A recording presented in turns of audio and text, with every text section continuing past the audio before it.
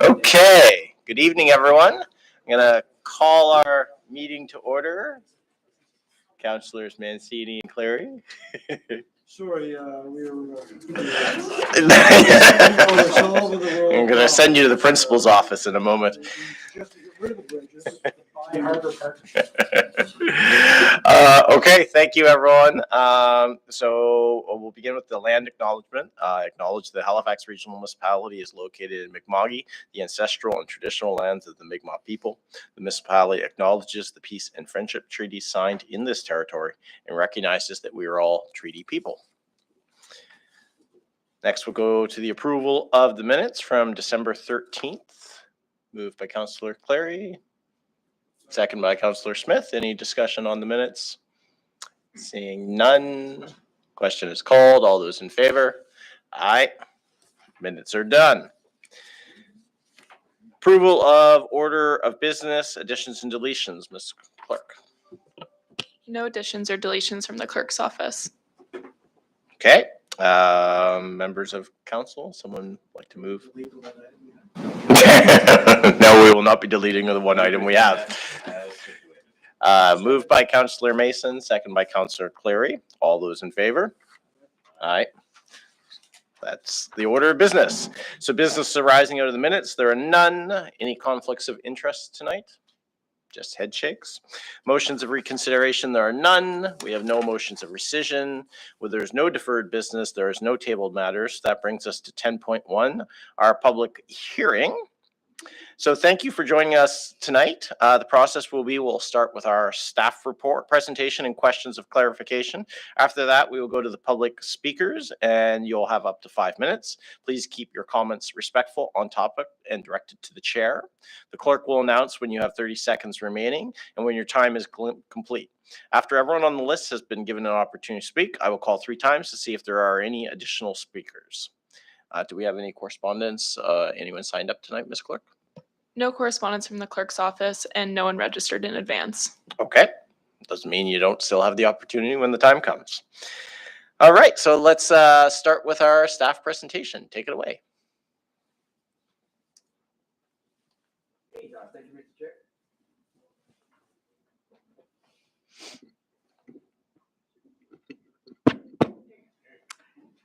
Thank you, Mr. Chair. And good evening. Thank you for the opportunity to speak about this Regional Center Annual Plan Review. My name is Youngjin Kang, Planner 3 with the Regional Center Policy Team. So the reason we are here tonight is that staff would like to propose 41 minor amendment to the Regional Center Land Use Bylaw. So this is the first general amendment to the Center Plan Land Use Bylaw since Package 3 was first adopted in 2021. And we are doing this to keep the Center Plan relevant and up to date. So now there's a large number of changes that are coming through the Housing Accelerator Fund initiative and the Regional Plan Phase 4 in the next few months, not to mention the accelerated suburban planning process. So there may be a question where how do they all come into play and why do we need to do a land use bylaw amendment right now? Well, so fact of the matter is market situation change fast. So even though the Center Plan was fully reviewed only 2 years ago, a lot has changed since 2021. So staff have gained a lot of experience in administering the full Center Plan bylaw for the last 2 years. And the in order to better reflect the council's intention written in the municipal planning strategy, staff are like to propose these amendments. Staff also intend to bring a housekeeping amendment, hopefully annually, to make sure that regulations are staying current, it has clarity, addressing barriers to housing development, and so on. So this proposal has a number of changes that can be done right at this moment without having to wait for any other large project like Housing Accelerator Fund. And we're trying to remove unintended barriers to development before the construction season begins this summer. So that way, contractor, architect, designer can plan things ahead. So changes that are proposed tonight are only applied to the land use bylaw, or also known as zoning regulation. So this does not change the policy direction whatsoever, but rather it updates the zoning regulation to be more aligned with the existing policy. So this proposal is based on the feedback that staff has received over the last 18 months since standard plan package B came into effect. Over 65 themes were identified and staff are moving forward with 41 themes. We listen from various sources, from architect, contractor, developers, homeowners, as well as development officer and planning staff at the planning application division. So everyone across the municipality. So after drafting a staff report in November, the Community Council conducted first reading in December 2023, and then the notice solution was published on January 2nd of this year. And then if Community Council approves these amendment tonight, then a 14-day appeal period would begin shortly. And then if no one objects, the amendment could be effective as soon as the second week of February. So tonight there's three themes. We're revising provision that created unintended barriers to residents wishing to develop. We're rewriting provisions to clarify the intent of the policy, and we're fixing a small number of spelling mistakes, formatting errors, and cross-referencing issues. But there's some themes that are slightly more than just a housekeeping. So first thing is the bonus zoning. So staff heard from substantial number of developers about the challenges of financing the development. So one of them being paying for a public benefit contribution, so for density bonusing, right? So this amendment was simply extend the payment deadline. Right now it's at the time of development permit approval, and we're proposing to extend it to occupancy certificate issuing. So could be, so at an average could buy times up to like 2 years, 3 years, 5 years, like even 7 years, because like it buys a lot of time, because building construction takes time. And staff have made sure that this will not conflict with the recent legislative changes, Bill 329, that limits the municipality's ability to levy and increase charges, because we're not increasing charges at all. We're actually making it easier. At the moment, there's a building may not have a vehicle access to pedestrian-oriented commercial street. So, for example, there would be like a Lower Water Street or Spring Garden and so on, unless you absolutely have no option, and like that's the only access. So, and that rules are in place in order to improve the pedestrians' walking experience. But staff have ran into some challenges because, well, Halifax is built on a hill, right? So we have situations where there will be a case where the properties are facing two streets. One would be the pedestrian-oriented commercial street, but the other one having like 10% slope, that'll be going down to the waterfront. So because of the wording that is in place right now, people are forced to put a vehicle entrance on a very steep street. So imagine all the east-west street running in the downtown Halifax, like a Salter Street, and you're forced to put a garage entrance, and people are trying to turn left and right on a hill, which has been flagged for traffic safety concern. So one of the amendment would add a term, reasonable access. So in order to allow flexibility to the placement of vehicle access based on multiple conditions as determined by the municipal traffic engineer. So continuing the theme of the street, got a request from transportation planning colleagues. So staff would like to introduce minimum setback on Lower Water Street. And that's because amongst all the other pedestrian-oriented commercial street, Lower Water Street is the only street without a minimum setback. But I know staff is planning a future streetscaping project, like a bike lane or possibly like a bus with a dedicated bus lane. But it is really challenging to plan without minimum setback. So so that's why the proposal is to generally increase the setback by 1.5 meters. There was only one active development that will be affected by this amendment. However, staff has corresponded with the I guess the project contractors and then representatives, and then actually the building permit has been already issued as of last November, so they would not be impacted by these changes. One point to highlight is that staff, that is to say, I made an error in the actual wording. So what happened is that so staff report states that the maximum setback, not minimum, but maximum setback will be increased from 1.5 meters to 4 meters from Salter to Sackville Street. But the actual legal wording is does not reflect the changes. And if the maximum setback is not increased but we're increasing the minimum setback. What happened is that the two property owners there, they would have no choice but to put the building setback right on like 1.5 meters away from the lower street, no less, no more, right? Because minimum and the maximum setback would be equal. So that's why the maximum setback increase was there, to give them more flexibility to like a building design. So staff would kindly wish that the community council would take that into consideration once we get to the motion stage.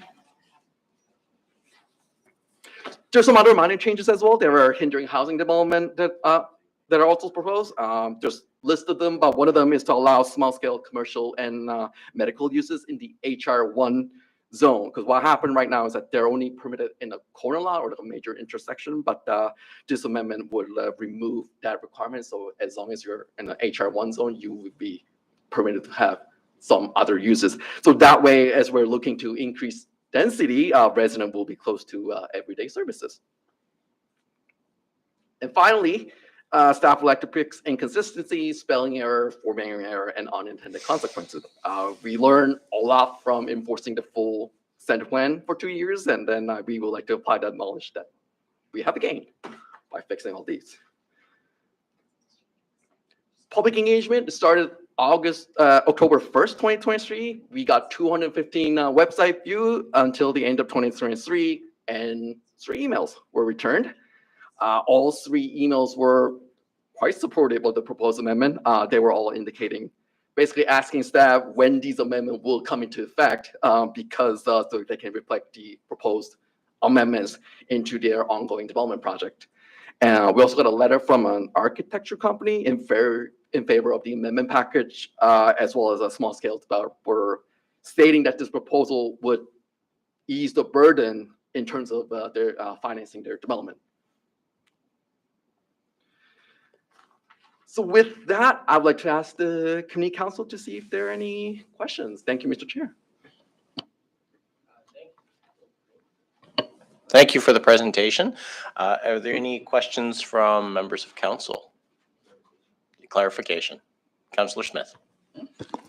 Thank you, Chair. So just on the longer time for density bonusing payment, so the owner would pay density bonus, whatever the amount is, at the time of occupancy certificate. So nobody would be able to move into the development until they pay density bonusing, and then that's when we would issue the occupancy certificate. Thank you, Mr. And then thank you for the question. That is correct. So so part of gaining an occupancy certificate is that you have paid a fee in full. Okay, great. Thanks. Thank you, Councillor. Councillor Mancini. No question. Questions already knocked off, 2 for 1.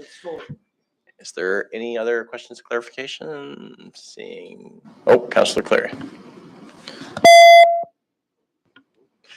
Just on the clarification around the 1.5 minimum, 4.5 maximum, do we have wording to change that? You got, okay. Okay, thank you. Any? All right, so we'll open the public hearing. So now's the chance for anyone in attendance, if they would like to address council on this proposal. Anybody?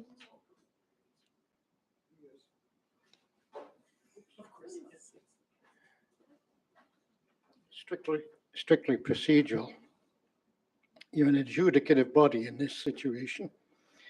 And in fairness, any speaker. If we could just get you. Colin Maid, Dahlia Street, Dartmouth.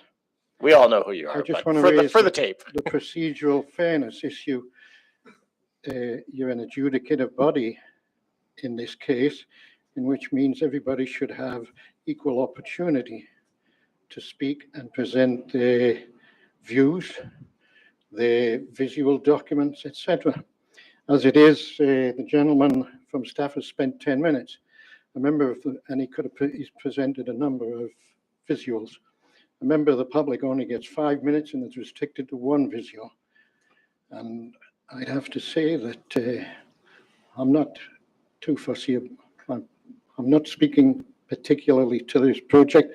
I'm speaking on the basis of procedural fairness on what it means to, it has never taken place for many years. I had to point out that when Dartmouth had its own council in the good old days, the general rule was 10 minutes, but I can't remember any mayor that ever enforced it.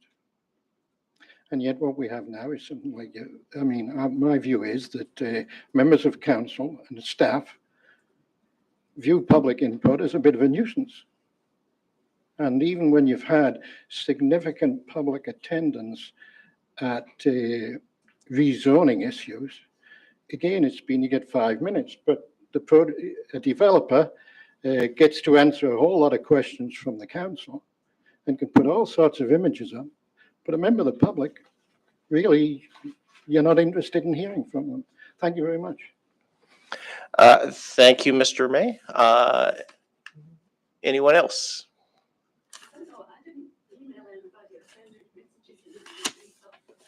And I'm really speaking to the, I If suppose. you could just your Linda name. May, I'm Thank also you. on Dahlia Street.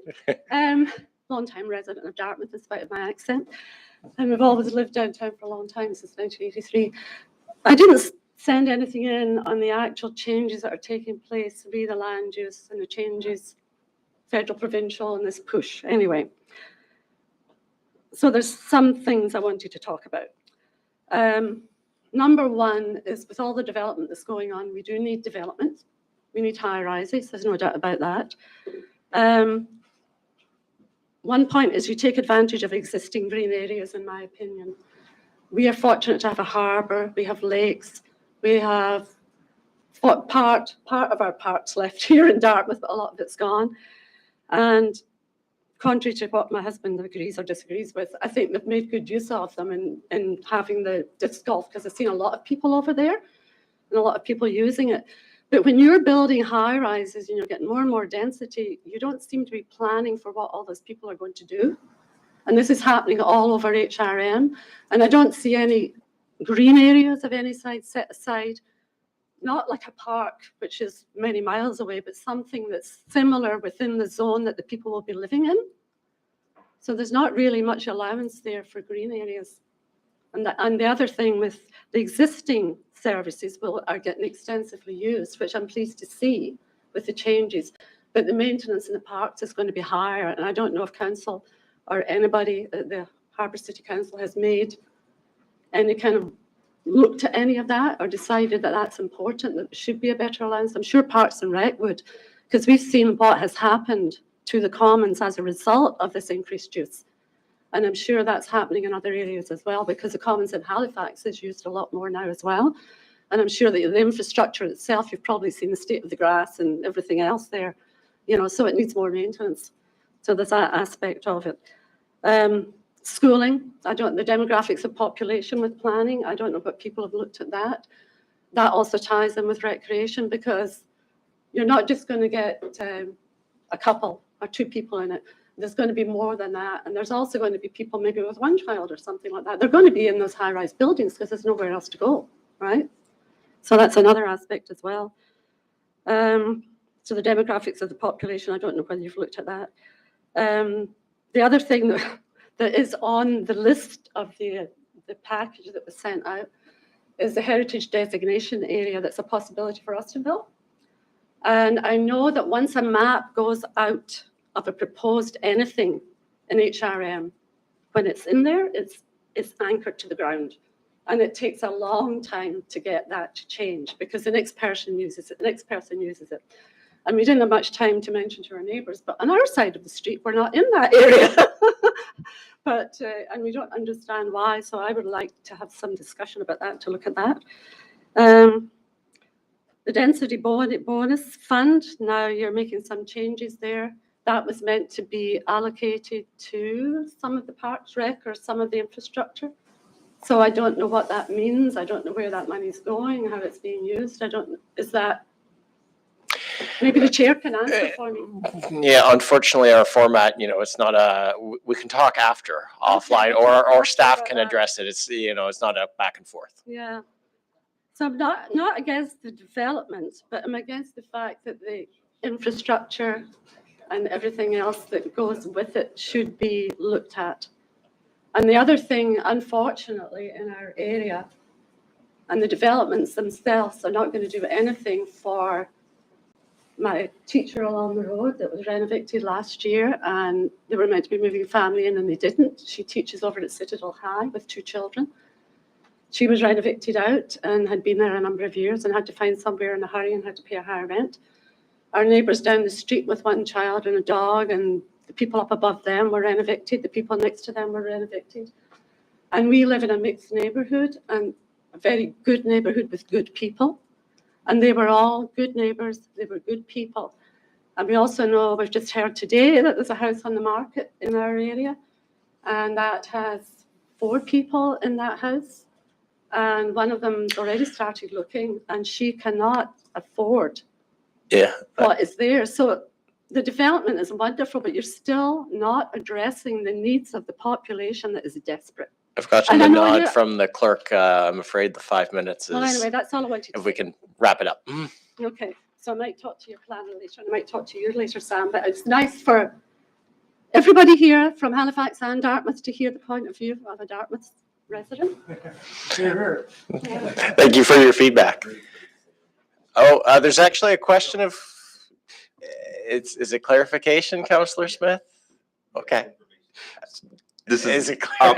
I'm giving myself latitude because we're here and there's only 2 people. You can go online, Affordable Housing Grant Halifax. If you Google that, that tells you where the density bonusing money is going to nonprofits. So just Google Affordable Housing Grant Halifax and you'll get that information.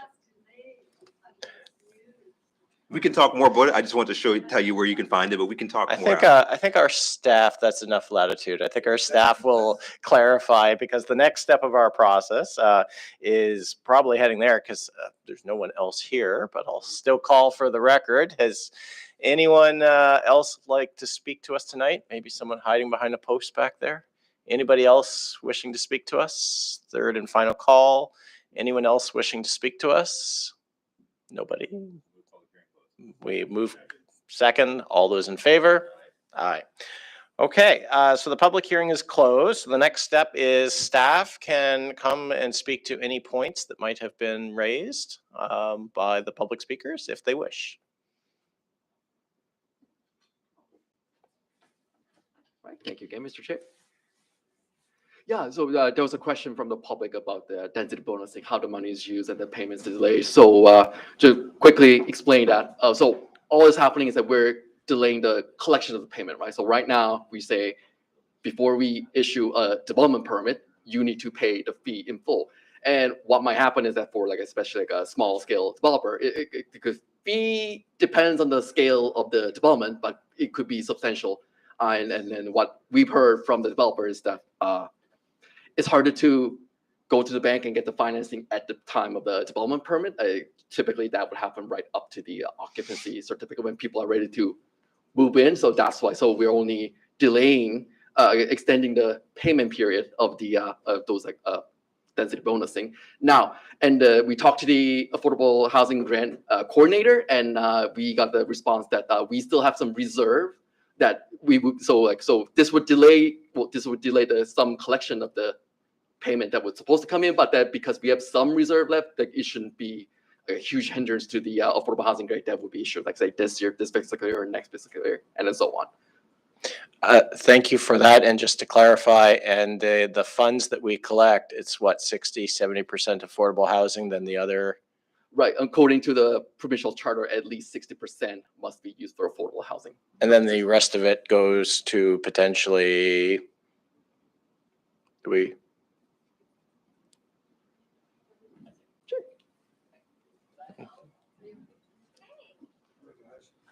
Through the chair, Kasia Tota, manager of community planning.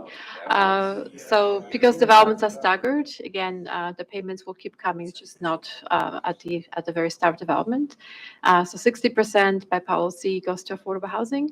The 40% developer can choose whether it could be public art or money allocated for additional parkland or land acquisition for parks, community spaces. So there are other options, but 60% the money in lieu is affordable housing. Thank you. Okay, so members of council, is there any questions of clarification for staff? Councillor Clary? Just based on what was brought up by the enormous number of folks from the public who came out to speak, on infrastructure, parks, streets, sidewalks, water, et cetera, as I recall, we did a very thorough inventory at the beginning of the center plan process, looking at all of the assets that we had, thinking about how many folks we could add to the urban core. And one of the things, and really I'll just put this out for comment to see if you want to say anything about it. And I don't know what it's like on the Dartmouth side, but on the peninsular side, as was noted yesterday, we still have fewer people living on the peninsula than we did in 1961. And so, it's not a matter of we need to, the next time one building goes up, you need to add a new park and you need to add a new playground, you need to add all the. But the idea is, of course, and this is one of the concerns that I've had all along, is things like playground structures, pocket parks. You've been on this, Mr. Chair, in terms of things like the splash pads, making sure you can, have more recreation opportunities for the folks we are adding.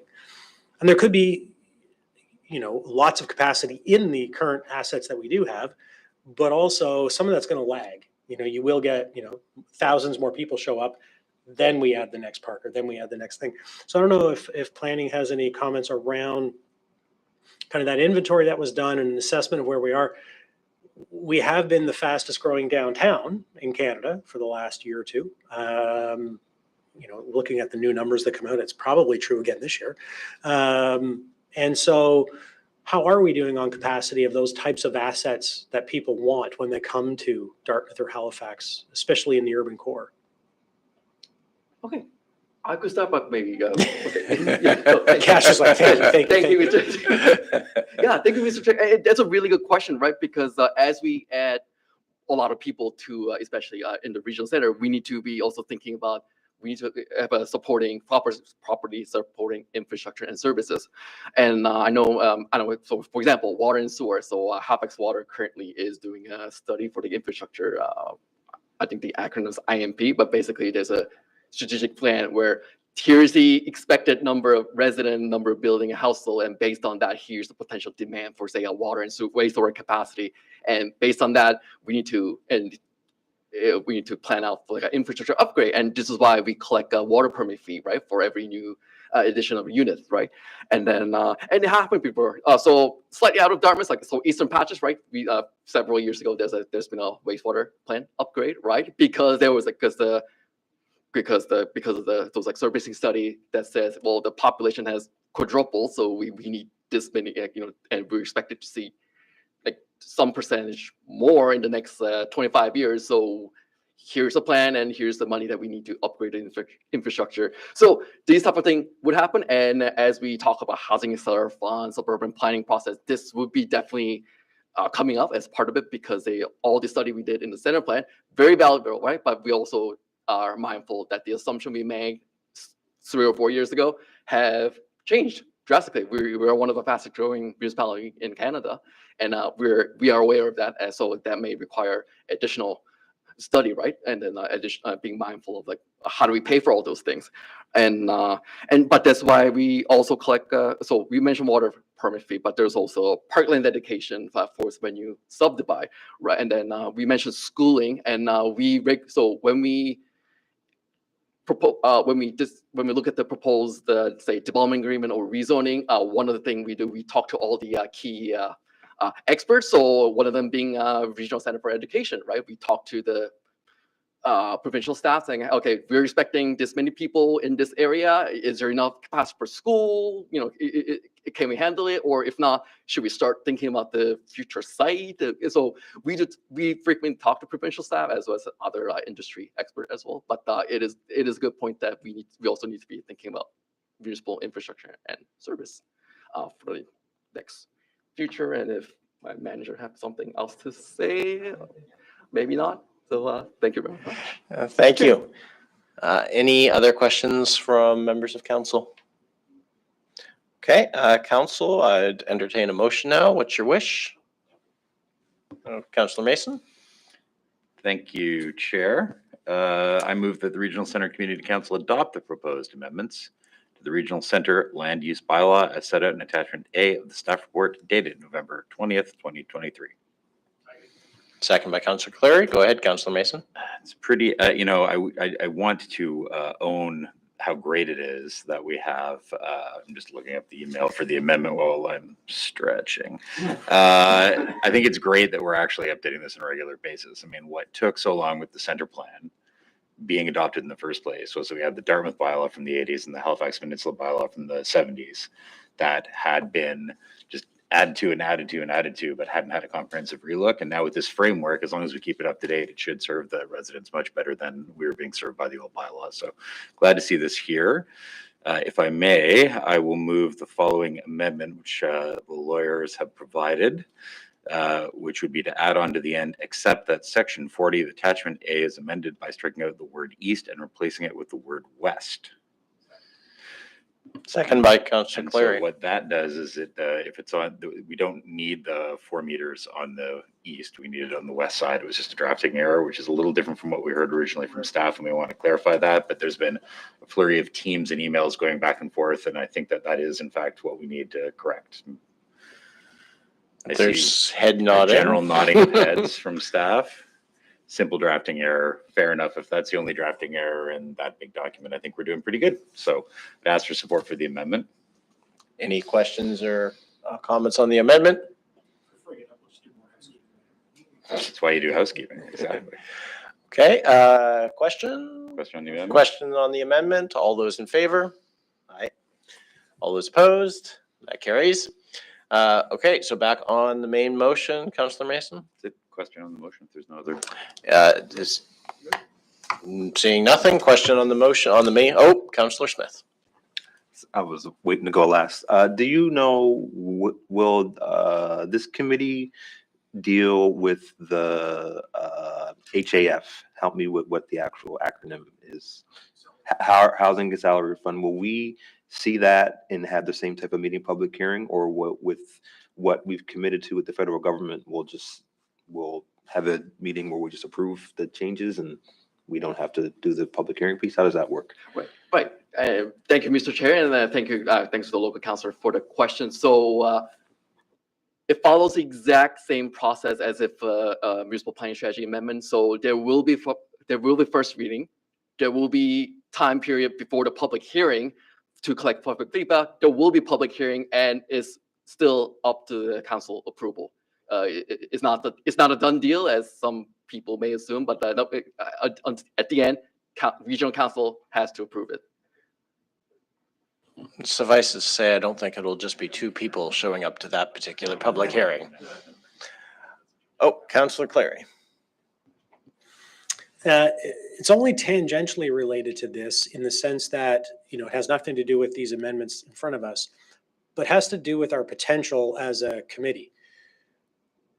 We still have this weird split of planning decisions for land use bylaw amendments that go to Halifax and West and go to Harbor East.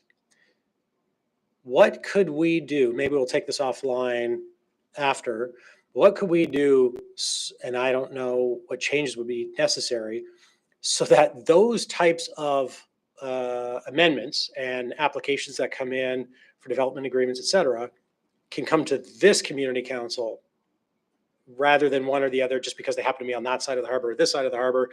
If it's really, we're at a point now, I think, where we've been since 2019 with the regional center land use bylaw, sort of maturing to the point where I think, and some of my colleagues may agree or disagree with me, that all the decisions really about planning now in the regional center should probably come to the regional center community council. And maybe not all of them, I'm not sure. But anyway, worth a discussion at some point in the future. I don't know if you want to address it now because it's outside of the scope of what we're talking about. But just while we're talking about these amendments, I'm thinking, there's so many things that come to Halifax and West, and you've got folks, and same with Harbor East and Marine Drive. You got stuff that's being voted on that's local, but not local to everyone on that committee, where this would be local to the folks who are local on that committee. Anyway. I don't know if you have any comments or anything. Just thought I'd throw it out there now. Might as well throw a grenade while I'm on my way out. Yeah. Go ahead yeah, if you Yeah, thank you, wanna add Mr. Chair, anything and to yeah, thank you again for the great questions. Yeah, so I won't talk about it too much, but again, that's a good question, and that will be probably not through the Housing Accelerator Fund process, but it will definitely be the conversation that the council would have to have as part of the suburban planning process, right? As we talk about boundaries, like planning district boundaries, right? So, but that's all I have to say unless we get. We only hire the best. Okay, so any other questions? Any other debate? Seeing none, I heard some questions called. All those in favor? Aye. All those opposed? All right, so that carries. So that wraps up. Thank you, staff, and thank you to the public who came out and presented to us. So that concludes our main business. We already hit on correspondence. Was there any other correspondence not related to this? Nope. Any petitions? Any members of council have a petition? Nope. There are no presentations. Public participation. Would anyone like to speak to us more generally? Same rules apply. I think this is maybe where you get your 10 minutes between the two. I walk in the park every day, and Just your name and well, community Colin again. May, Yeah. Dartmouth. So I'm 100 yards from the Dartmouth Common, so I walk in there every day. I nearly got hit again. What's today? Wednesday. Was it Monday? Yeah, the two of us were in the park, in the cemetery section. Now, there's councillors here who may not know, but under the city charter, thanks to Darrell Dexter, the public, it's the only park in HRM where the legislation gives priority to pedestrians. In other words, when I walk in the park, no matter where I walk, in the Dartmouth Common rather, and all the areas are itemized in the charter by PID. So wherever I walk in there, I have priority over anybody else, except in practice. What I do is, because I've got two legs and can walk, I'm not sure for how much longer because I'm 79, but if there's a person in a wheelchair, I yield to a person, I give a wheelchair-bound person a lot of room. Just a few days ago, walking in the park, we're in the what's known as the Anglican cemetery, otherwise the public cemetery section. We're walking alongside, and whoosh, there goes a 30-something male on his bike. It infuriates me every time that happens. My wife can explain why. And I shouted out at him, "You effing moron. Pedestrian priority in here." And he shouts back without even stopping or turning back. I rang the bell 3 times. What he doesn't know is I'm deaf in my left ear. And I only have one hearing aid in the right. My wife isn't deaf. And she said, he never rang the bell. I've brought this up at other meetings. The councillor knows about it. Nothing's happened. Nothing will change, you know. But until somebody gets hit. And then every one of you that's here today, and all those staff people and the lawyers that have heard all this, they'll have to answer for that.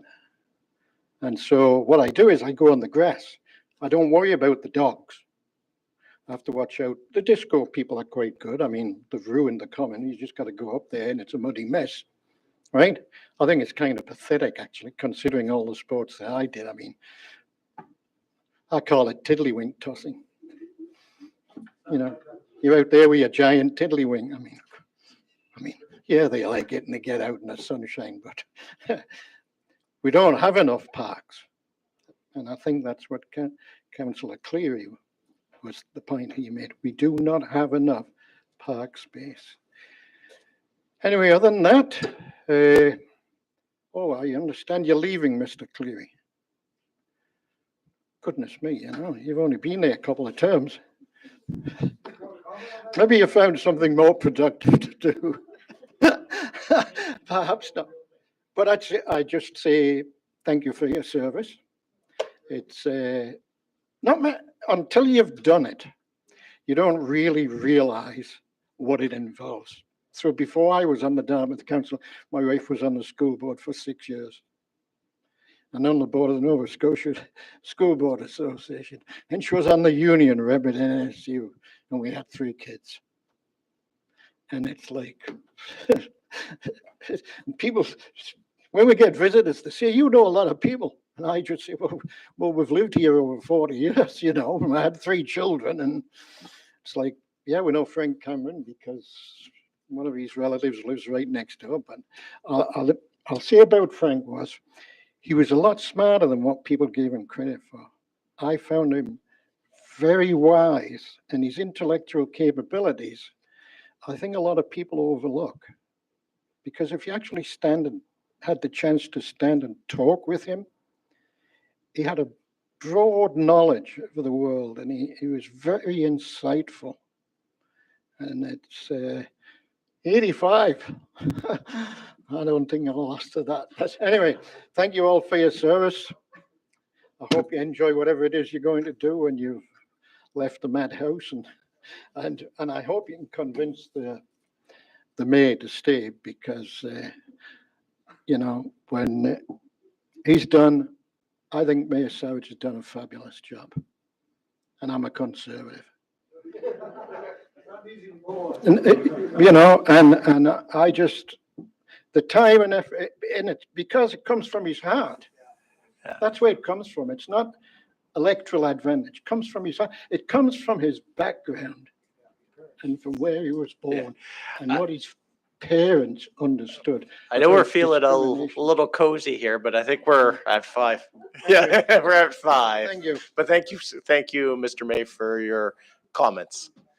Would anyone else like to address us tonight? All right. Well, that concludes public participation. We have no information items. There's no reports. There's no motions. We have no in camera. There's no added items. Any notices of motion? None. So the date of our next meeting, if required, of course, with Regional Center Community Council, February 22nd. So I would take a motion to adjourn from somebody. Moved by Councillor Cleary. We are adjourned. Thank you.